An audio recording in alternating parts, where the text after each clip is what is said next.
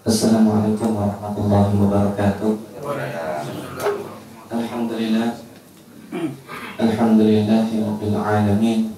Alhamdulillahilladzi anzala al-Qur'an wa faddalana ala sa'iri khalqihi bi ta'limil ilmi wal bayan. Allahumma shalli wa sallim wa barik ala sayyidil anam sayyidina Muhammadin sallallahu alaihi wasallam. Wa ba'd. Kaum muslimin dan muslimat yang dimuliakan Allah, para pemirsa, para pendengar sahabat LMD 918 AM dimanapun Anda berada, kita bersyukur kepada Allah pada hari ini diberikan kembali nafas baru, kehidupan baru oleh Allah Subhanahu wa Ta'ala.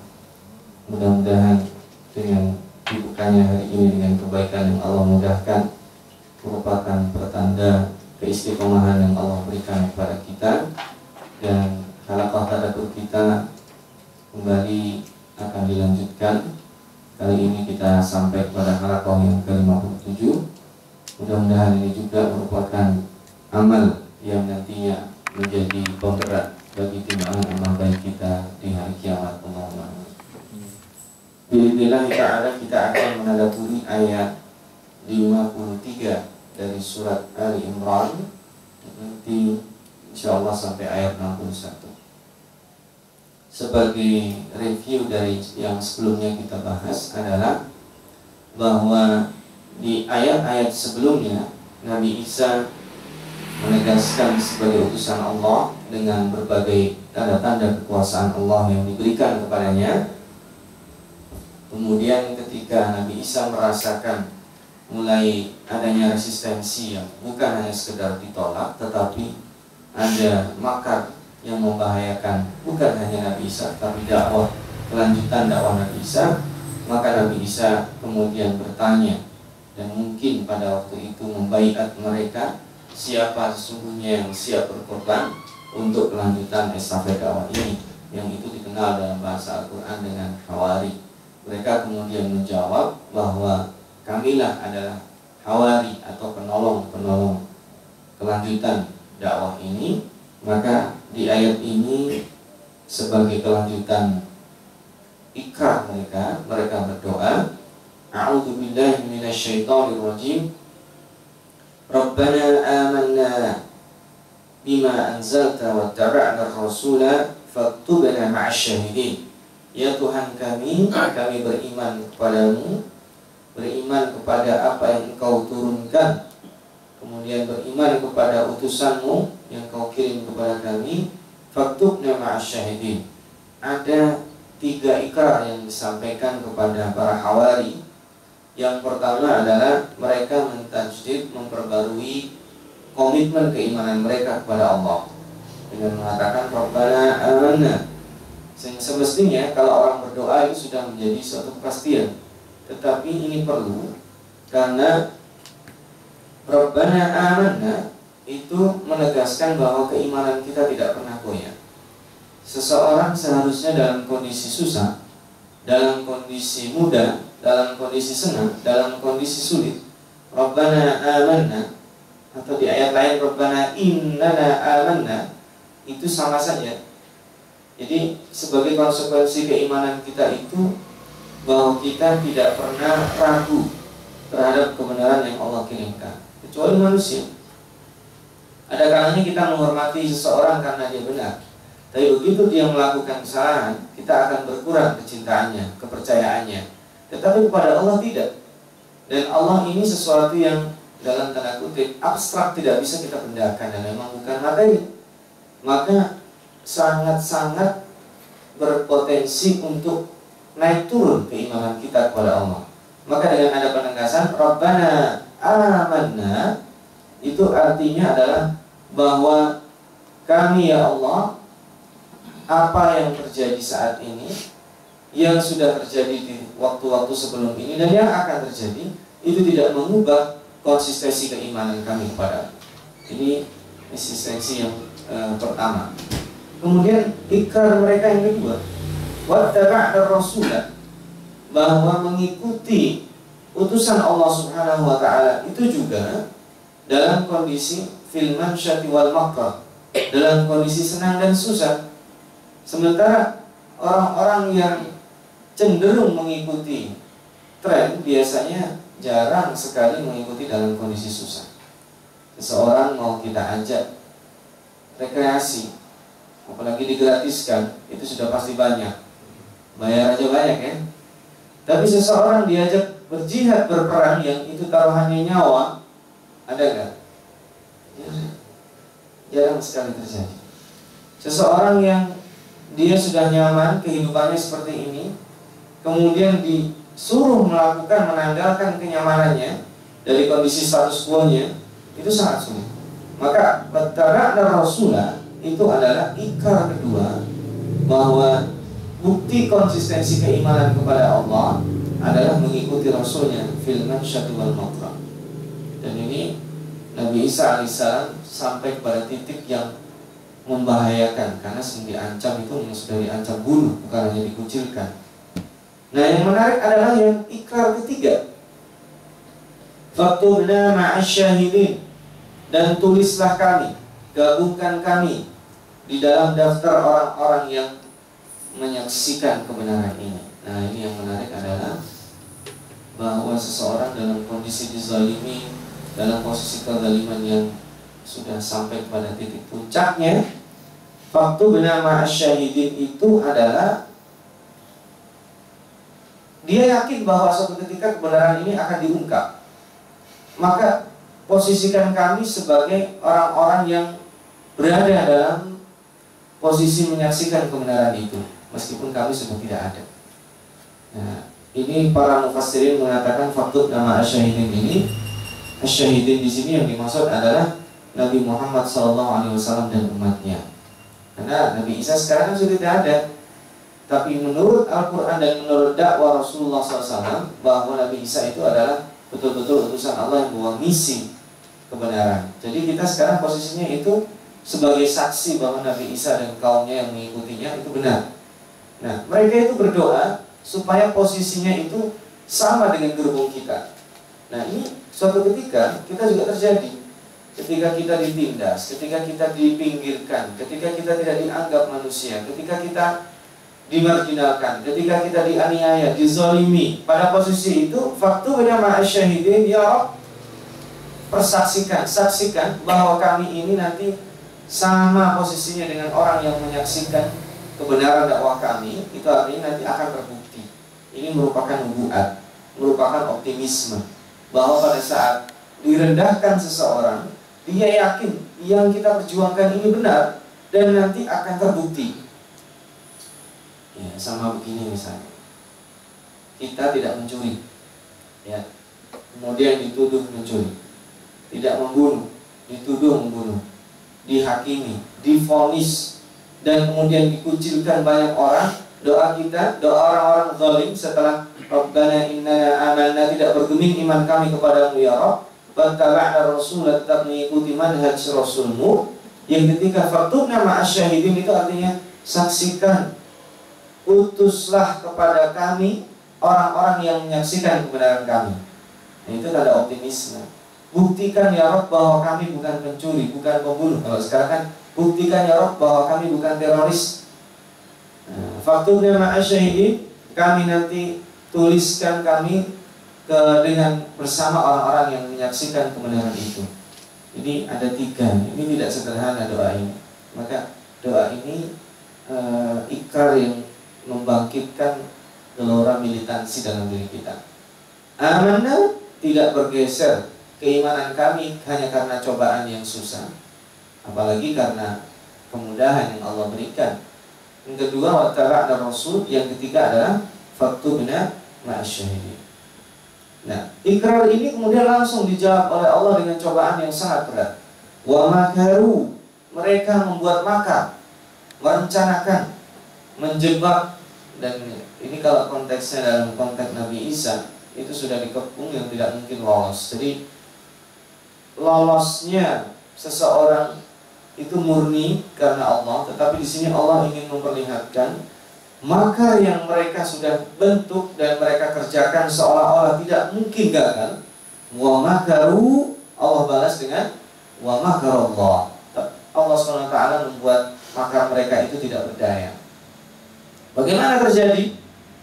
Wallahu khairul makirin, ini dijelaskan di ayat lain. Wa ma qataluhu wa ma salabuhu walakin syubbiha lahum. Bahwa mereka itu tidak pernah membunuh Nabi Isa, tidak pernah mensalib Nabi Isa. Di sini letak titik perbedaan kita dengan agama Nasrani, bahwa menurut agama Nasrani Nabi Isa itu disalib dan dibunuh dan disalib, sementara kita tidak. Nah, apa yang terjadi? Wamakaru, mereka sudah membuat makar, dan makar yang terburuk adalah pengkhianatan. Jadi Nabi Isa itu diketahui tempatnya dan dalam tanda kutip berhasil disergap, itu karena pengkhianatan. Ada orang-orang dekat Nabi Isa alaihissalam yang menyusup kepada barisan Nabi Isa yang menjadi informan. Itu pasti selalu ada. Maka kita berdoa mudah-mudahan tidak menjadi orang itu, karena itu akan menjadi orang-orang buruk yang dalam bahasa Al-Quran disebut orang-orang munafik. Jadi kalau orang yang putih hitam jelas, orang yang abu-abu itu yang bahaya. Orang mukmin, orang kafir itu jelas, orang munafik yang paling bahaya. Karena di sini di dalam barisan Nabi Isa itu nantinya, kalau meskipun kita tidak membahas ayat itu, tapi di sini Allah mengatakan wallahu khairul makirin, dijelaskan bahwa nanti orang-orang itu ternyata membunuh, mensalib, tapi yang disalib bukan Nabi Isa, walakin syubbiha lahum. Syubbiha lahum itu di ayat yang menjelaskan proses pembunuhan dan pensaliban Nabi Isa, itu penafsirannya banyak. Syubbiha lahum itu di antara yang sering dipakai adalah pengkhianat tersebut mukanya diubah mirip Nabi Isa alaihissalam. Tetapi penafsiran yang lain memungkinkan bahwa syubbiha lahum itu ternyata orang yang memberi order untuk membunuh Nabi Musa itu berbeda dengan pelaksana lapangan, sehingga orang yang mengejar Nabi Musa itu tidak tahu siapa sesungguhnya Nabi Musa yang mana. Nabi Isa, maaf. Nabi Isa yang mana? Nabi Isa itu yang mana? Sehingga mereka salah tangkap. Nah, tetapi di luar dari konteks itu, Allah Subhanahu wa taala memiliki cara lain. Nah, itu yang kita bahas di sini. Idz qala Allah, ketika Allah berfirman, berkata kepada Nabi Isa, "Ya Isa, inni mutawaffika wa rafi'uka ilayya wa mutahhiruka minal ladzina kafaru wa ja'ilul ladzina ittaba'uka fawqa alladzina kafaru ila yaumil qiyamah thumma ilayya marji'ukum fa ahkumu bainakum fima kuntum fihi takhtalifun." Di sini yang konteksnya berhubungan dengan Nabi Isa alaihissalam itu ada 3. Sedangkan yang berhubungan dengan pengikutnya di sini ditegaskan terakhir ada 2. Nah, kaum muslimin dan muslimat yang dirahmati Allah, para pendengar sahabat El-Nuri 918 AM, Allah Subhanahu wa taala menegaskan Isa, "Inni mutawaffika." Di sini para pakar bahasa memberikan penafsiran lebih dari 5. Al-Fakir mengambil 2 saja. Bahwa makna ini mutawaffika yang masyhur adalah kami menjadikanmu mirip orang-orang yang mati. Nah, orang-orang yang mati itu miripnya apa? Itu juga susah. Yang pertama, kemiripan orang-orang yang mati itu tidak ada. Tidak ada fisiknya dan tidak disebut namanya. Tidak kelihatan jelobroknya, itu tidak kelihatan. Jadi kalau ini mutawaffika, biasa kita tinggal di sini, itu sudah tidak ada. Tetapi di sini menjadi khilaf adalah ini mutawaffika itu apakah roh Nabi Musa diambil atau tidak? Itu yang menjadi khilaf. Nah, jawaban itu diperkuat dengan kata-kata berikutnya. Wa rafi'uka ilayya, dan aku mengangkatmu. Bahasa warafi'uka ilayya itulah yang membuat para pakar bahasa kuat menyimpulkan mutawaffika di sini bukan seperti orang-orang yang wafat biasanya. Jadi kemudian penafsiran kedua menjadikan Nabi Musa itu tertidur.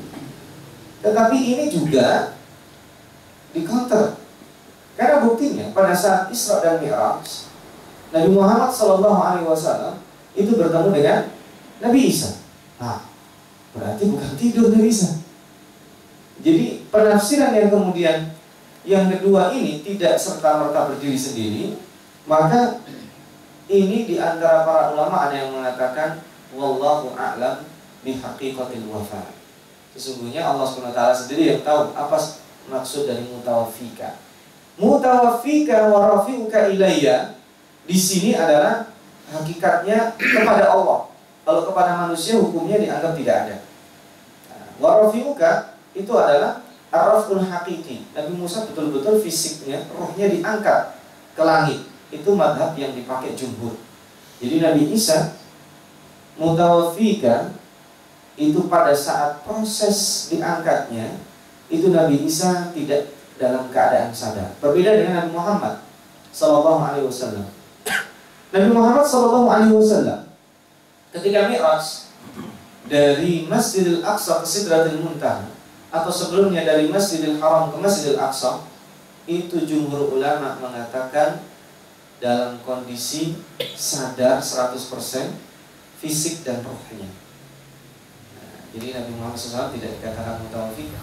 Tetapi Nabi Isa alaihissalam ini mutawaffika. Jadi proses diangkatnya ke langit, Nabi Isa tidak sadar. Ini kesimpulan para pakar bahasa. Jadi mutawaffika itu prosesnya hanya di waktu itu. Setelah itu Nabi Musa hidup dalam kondisi seperti yang lainnya.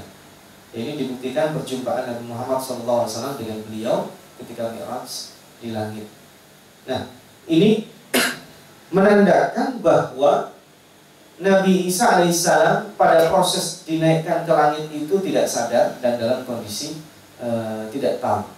Warafiuka ilayya di sini maknanya dua, secara fisik diangkat ke langit.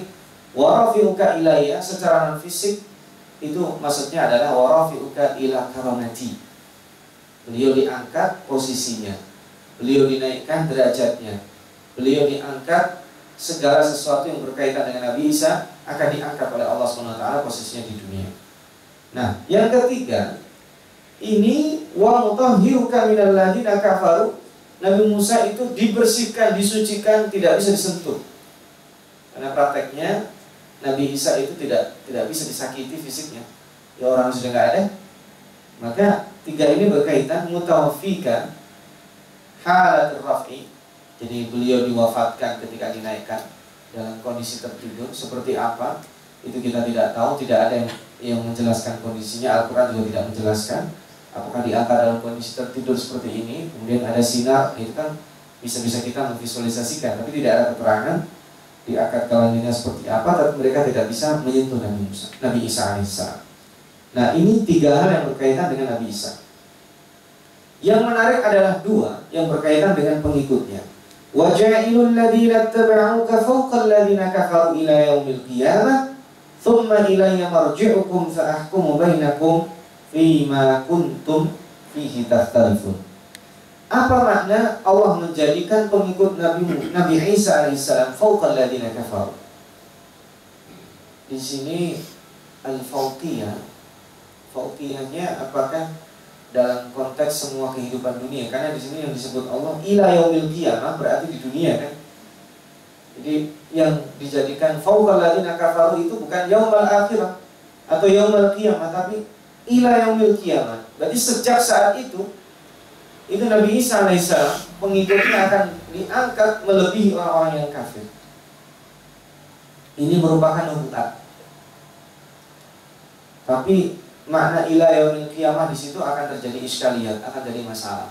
Karena pada prakteknya nanti pengikut Nabi Isa alaihissalam itu menyeleweng sebagian besarnya. Kalau yang disebut fauqal ladzina kafaru ila yaumil qiyamah dalam artian fisiknya mereka berprestasi di dunia, itu bisa jadi kontradiktif. Karena yang disebut pengikut Nabi Isa itu identiknya adalah kaum Nasrani. Alladzina kafaru identiknya adalah Bani Israel yang orang-orang Yahudi. Jadi Yahudi dan Nasrani. Nah, kalau identiknya Yahudi dan Nasrani saat ini, kalau kita katakan misalnya fauqal ladzina kafaru, konteks mereka, bisa nggak kita katakan orang-orang Nasrani itu lebih baik daripada orang Yahudi dalam prestasi keduniaan? Karena ila yaumil qiyamah susah kan menilainya ya. kecuali kita menilainya dalam bentuk kuantitas. Jadi pengikut Nabi Isa itu lebih banyak dari orang-orang yang memusuhinya. Nah, itu selesai, tetapi akan ada masalah ialah ila yaumil qiyamah di situ. Kecuali lagi kalau maksudnya wajailul ladzina tabauka, itu kita hubungkan dengan ayat 53, faktubna ma'asyahidin. Yang dimaksud pengikutmu adalah pengikut juga Nabi yang diutus setelahmu, fawqal ladzina kafaru ila yaumil qiyamah. Nah, itu nanti konteksnya lebih masuk akal, bahwa berarti semua orang-orang yang mengikuti Nabi Isa, beriman kepada dakwah Nabi Isa, kemudian kepada orang-orang yang faktubna ma'asyahidin tadi, maka dia akan diangkat derajatnya melebihi orang-orang kafir sampai hari kiamat. Nah, diangkat yang dalam bahasa al-fauqiyah di sini, ini multi tafsir, kita mungkin tidak menafsirkan secara sangat-sangat luas. Kita kembalikan kepada konteks internal saya kira. Karena kalau fauqal ladzina kafaru ila yaumil qiyamah, detik saat ini kita hidup, itu malah umat Islam diinjak-injak. Ya. Secara politik umat Islam tidak bisa dikatakan berprestasi menonjol, karena selain menghadapi konspirasi secara internal belum beres. Secara ekonomi apalagi, secara kekuatan militer juga tidak kelihatan. Secara prestasi dalam bentuk sumbangsi kemanusiaan, kita juga bersaing dengan umat-umat yang lainnya. Maka makna fauqal ladzina kafaru ila yaumil qiyamah itu lebih kepada nilai normatif. Nah, tsumma ilayya marji'ukum, dan kepadakulah kalian dikembalikan, fa ahkumu bainakum fima kuntum fihi takhtalifun. Nah, di sini ikhtilaf itu nanti dalam konteks khusus dulu ya. Dalam konteks khususnya adalah ikhtilaf bahwa sebenarnya siapa yang dibunuh dan disalib oleh orang-orang yang mengejar Nabi Isa. Itu yang pertama nanti. Kita kan sekarang berdebat dengan pemeluk agama lain ya, agama Nasrani, bahwa Nabi Isa itu dibunuh. Oh enggak, menurut agama kita itu keyakinan pokok, Nabi Isa tidak dibunuh, diangkat, masih hidup. Dan dalam hadisnya nanti kembali lagi, Nabi Isa nanti kembali, karena semua yang berasal dari bumi akan dikembalikan ke bumi. Di hari kiamat tidak akan terjadi sebelum Nabi Isa diturunkan ke bumi, meninggal dan dikebumikan ke bumi, karena dia asalnya dari bumi dan kembali ke bumi. Itu salah satu akidah pokok, meskipun kalau orang tidak percaya tidak sampai menyebabkan dia kafir, tetapi ini salah satu akidah umat Islam yang ada di dalam kitab suci dan dalam hadis. Sementara orang-orang Nasrani menganggap sebaliknya, bahwa Nabi Isa itu adalah dia dibunuh, disalib, dan kemudian bangkit lagi. Ya ada ya keyakinannya ya, disebut dengan, kalau dalam bahasa Arab disebut dengan Idul Qiyamah, hari kebangkitan pada hari yang kesekian. Itu ada dalam keyakinan mereka. Nah, dua hal itu yang bertentangan dengan kita. Nanti Allah akan memberikan hukum, memberikan vonis, keputusan mana yang benar nanti hari kiamat. Fa'amal ladzina kafaru, sementara orang-orang yang kafir, ada dua di sini. Orang-orang yang kafir yang pertama, yang mengejar-ngejar Nabi Isa alaihissalam, orang-orang kafir yang tadi disebut fima kuntum fihi takhtalifun, konteksnya lebih luas. Fa'u'adzibuhum, maka Allah akan memberikan azab kepada mereka, azaban syadidan fid dunya wal akhirah. Ya, azab yang sangat luar biasa di dunia dan di akhirat. Wa ma lahum min nasirin, dan mereka tidak akan mendapatkan pertolongan dari siapapun. Wa ammal ladzina amanu, dan sementara orang-orang yang beriman, wa amilus shalihat, dan kemudian mengikuti iman mereka dengan amal baik, fa yuwaffihim ujurahum. Kalau bahasa kita, duitnya bakal dikasih, dibayar. Jadi kalau kita membeli, itu orang penjualnya sudah pasti ngasih ke kita. Itu fa yuwaffihim ujurahum. Kita jual beli antara kita dengan Allah tidak mungkin rugi. Innallaha ashtara minal mu'minina anfusahum wa amwalahum bi anna lahumul jannah. Proses jual beli dengan Allah itu transaksinya cash, dicatat. Ya, bentuk cash itu bukan kayak bentuk kita. Cash itu dalam artian tidak rugi. tertulis dan akan ditunaikan. Wallahu la yuhibbuz zalimin. Dan kezaliman itu yang paling besar adalah membunuh potensi kebaikan. Karena yang dilakukan Bani Israel, orang-orang Yahudi zaman itu, dia mencari mana potensi kebaikan, sumber potensi kebaikan adalah Nabi Isa alaihissalam, maka dibunuh dari situ. Nah, maka di sini diselingi penegasan kitab kepada atau perkataan kepada Nabi Muhammad SAW. Dzalika natluhu 'alaika. Muhammad, itu yang kami baca. Natluhu 'alaika. Ini yang menarik ya. Allah sering membahasakan nahki atau membahasakan nakussu. Nahnu nakussu. Tapi di sini adalah dzalika natluhu. Dibaca, membaca itu kan berarti membacakan kan sudah jadi. Ceritanya itu sudah tidak mungkin salah. Natluhu 'alaika minal ayati, dari tanda-tanda kekuasaan Allah wa dzikril hakim. Yang tadi disebut itu adalah salah satu tanda kekuasaan Allah, yaitu dengan mengangkat Nabi Isa alaihissalam. Nah, lalu yang berikutnya, apa yang dilakukan Allah kepada Nabi Isa dan menolong agamanya sampai kemudian Nabi Isa, agamanya Nabi Isa yang faktu bernama asyahidi, doa itu terlaksana. Itu kan nanti terjadi pada masa Ashabul Kahfi. Ketika masa Ashabul Kahfi pengikut Nabi Isa dikejar-kejar, dihabisi, tetapi mereka nanti 300 tahun berikutnya dibangkitkan, terbalik. Di saat itu agama Allah menjadi agama yang banyak dipeluk oleh masyarakat, pengikut Nabi Isa. Pengikut Nabi Isa alaihissalam, agama tauhid itu menjadi agama resmi negara. Nah, ini juga sama dalam proses periodisasi agama kita, pengikut agama kita itu sama. Dalam posisi tertentu ditindas di Mekah. Dalam posisi tertentu ketika beliau wafat, idza jaa nasrullahi wal fath, itu tidak terkalahkan. Tapi nanti juga ditindas lagi, itu tilkal ayyamu nudawiluha bainan nas. Jadi itu sunnah pergantian ya, kita tidak bisa menafikan itu. Nah, ini ayat ini menegaskan lagi kaum muslimin dan muslimat yang dimuliakan Allah, inna mathala Isa indallahi kamathali Adam. Ini di antara tanda-tanda kekuasaan berikutnya yang menyebabkan Nabi Isa itu ada dua kutub ekstrim ya. Yang satu dibunuh, dikejar-kejar, yang satu nanti menuhankan. Ini Islam memerangi ekstremisme, ekstrem kanan dan ekstrem kiri. Jadi yang dimusuhi oleh Islam itu membunuh Nabi Isa, tidak dibenarkan. Pengikutnya ditindas dan sebagainya, tidak dibenarkan. Menuhankan Nabi Isa tidak dibenarkan. Berada di al-wasatiyah.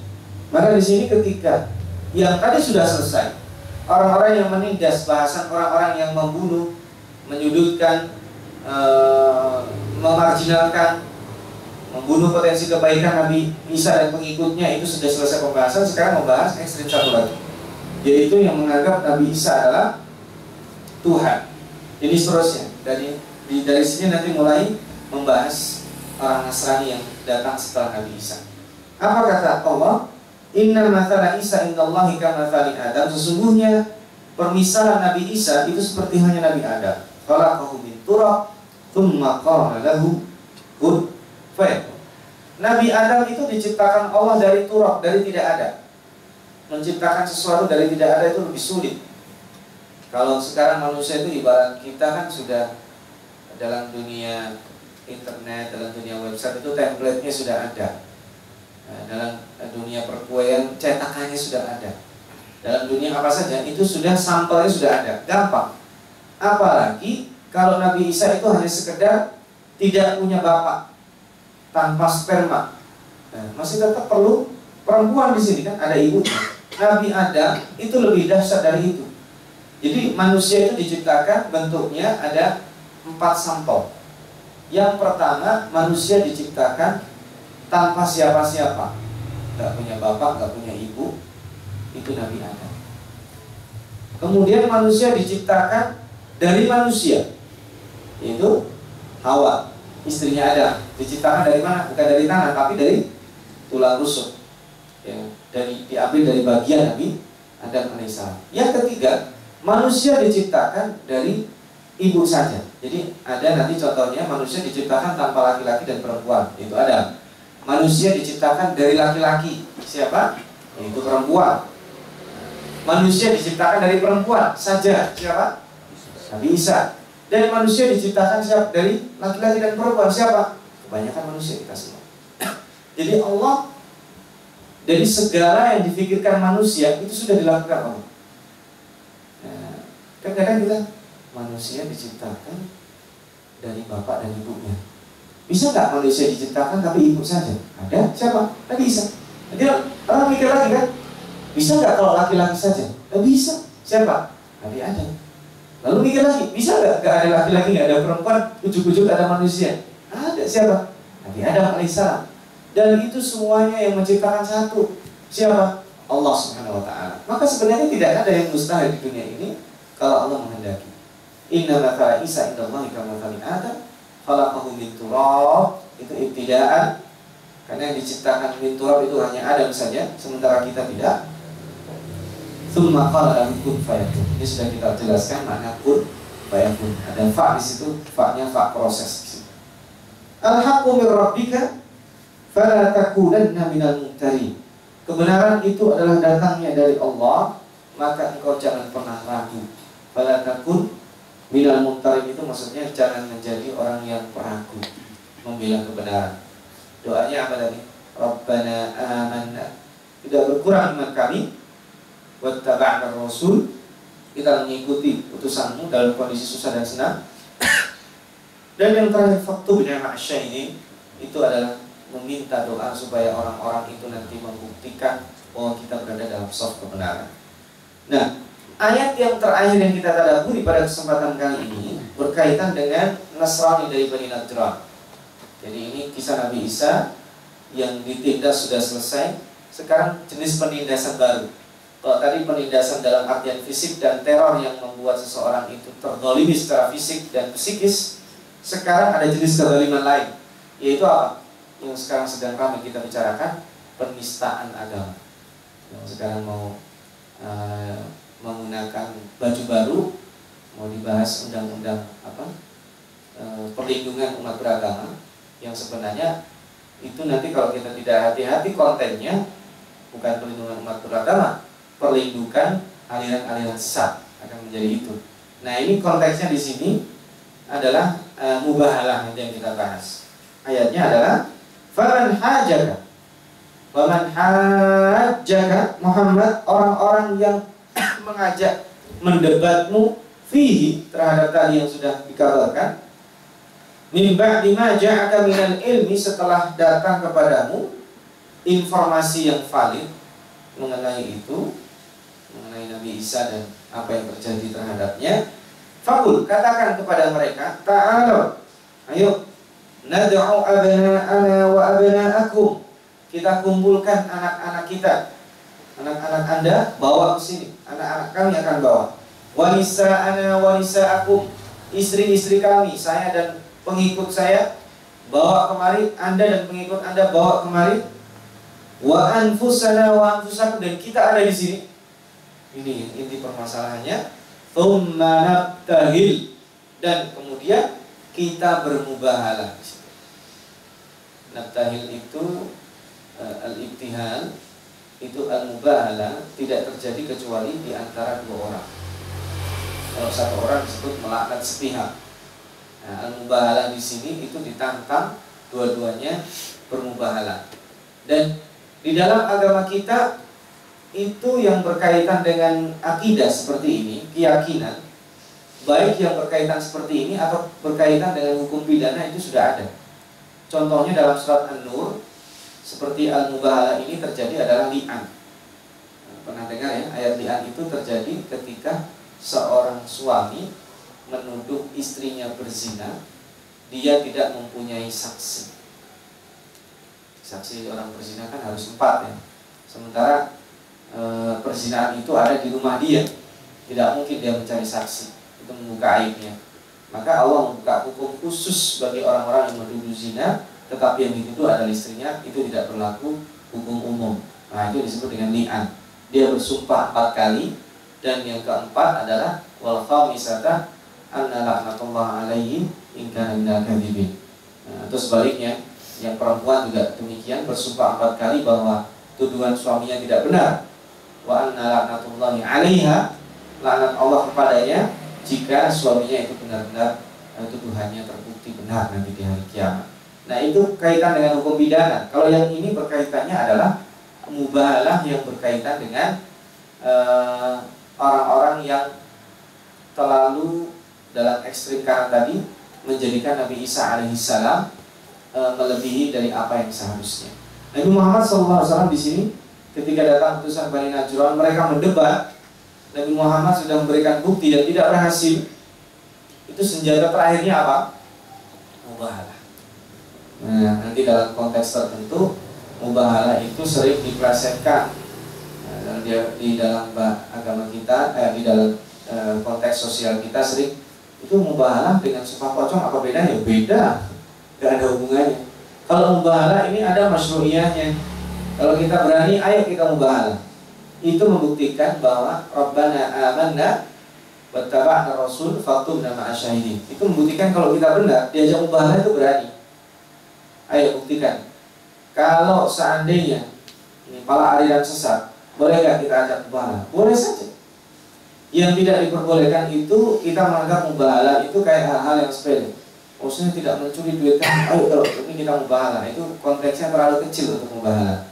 Kalau misalkan pengikut-pengikut aliran sesat Ahmadiyah, Syiah, aliran-aliran sesat yang lainnya yang sudah para ulama dunia membuat keputusan, kemudian di era ini itu kita sudah mulai digonjang-ganjingkan, itu bukan aliran sesat. Harus kita lindungi kebebasan beragama mereka. Bisa nggak kita adakan mubahalah? Ayo kalau berani. Kalau seandainya apa yang menjadi perbedaan secara substansi akidah, secara Ahmadiyah kenapa kita anggap sesat? Karena mereka mengaku punya Nabi setelah Nabi Muhammad SAW itu kan pokok. Maka ayo kita mubahalah, kumpulkan di suatu tempat. Anda ada di situ, saya ada di situ, istri-istri Anda ada, dan pengikut Anda maksudnya. Saya dan istri saya ada, pengikut saya dan istrinya ada, anak-anak kita semua dikumpulkan, tidak ada yang absen, ayo kita bermubahalah. Nah, konten mubahalah itulah yang tidak diatur di dalam Al-Quran, tetapi konten utamanya ada. Apa? Itu yang ayat terakhir. Fana ja'al la'natallahi 'alal kadhibin. Itu yang paling berat. Jadi kita berdoa dengan mubahalah itu, laknat Allah akan diturunkan kepada orang-orang yang dusta di antara kita. Kadhibin itu berat. Kadhibin dimaksud di sini bukan hanya orang yang dusta perkataannya, tapi ini dusta akidahnya, yang dalam ayat lain disebut dengan mukadzibin. Apa bedanya kadhibin dan mukadzibin? Dusta dan mendustakan. Kalau sekedar saya tidak percaya kepada Anda, itu kadhibin yang ringan. Tapi kalau nanti mukadzibin di dalam Al-Quran itu akan diulang berkali-kali. Wawailul lil mukadzibin. Itu ada di dalam surat-surat pendek dan ada di dalam surat-surat yang lainnya, diulang-ulang dalam satu surat juga ada, diulang dalam surat Al-Mursalat 10 kali. Fawailul lil mukadzibin, itu adalah orang-orang yang bukan hanya dusta tetapi mendustakan, bukan hanya tidak percaya tapi juga mengakibatkan teraniayanya orang-orang yang berakidah benar. Nah, kita tutup dengan kajian al-mubahalah ini bahwa mubahalah itu ada masyru'iyahnya, tetapi ini adalah jalan terakhir. Jalan terakhir dalam artian ketika dalam berdebat, dalam pembuktian itu sudah tidak bisa didamaikan. Ayo kalau berani kita bermubahalah. Nah, dalam mubahalah ini itu konten utamanya adalah fana ja'al la'natullahi 'alal kadhibin. Laknat Allah akan diturunkan bagi orang-orang yang mendustakan. Nah, ini yang kita bisa pelajari dari kisah Nabi Isa. Ada 2 ekstrim. Ekstrim yang pertama adalah orang yang menyakiti secara fisik. Yang ekstrim kedua adalah orang yang bukan menyakiti secara fisik tapi bisa berakibat ke sana, yaitu dengan terlalu berlebihan menuhankan Nabi Isa alaihissalam sehingga menjadikan Nabi Isa ini tidak seperti nabi-nabi yang lainnya. 2 hal ini yang diperangi dalam agama kita. Nanti ini akan dilanjutkan dengan konsep toleransi di ayat berikutnya. Apa hakikat Yahudi dan Nasrani, bagaimana Al-Quran menyebutnya. Bismillah ta'ala insya Allah kita bahas dalam pertemuan berikutnya. Para hadirin sekalian, halaqah ke-57 kita sudah kita lalui bersama. Kita akhiri kebersamaan kita, kaum muslimin dan muslimat, para pemirsa, pendengar sahabat El-Nuri 918 AM. Mudah-mudahan bermanfaat. Wallahu a'lam bishawab. Wassalamualaikum warahmatullahi wabarakatuh.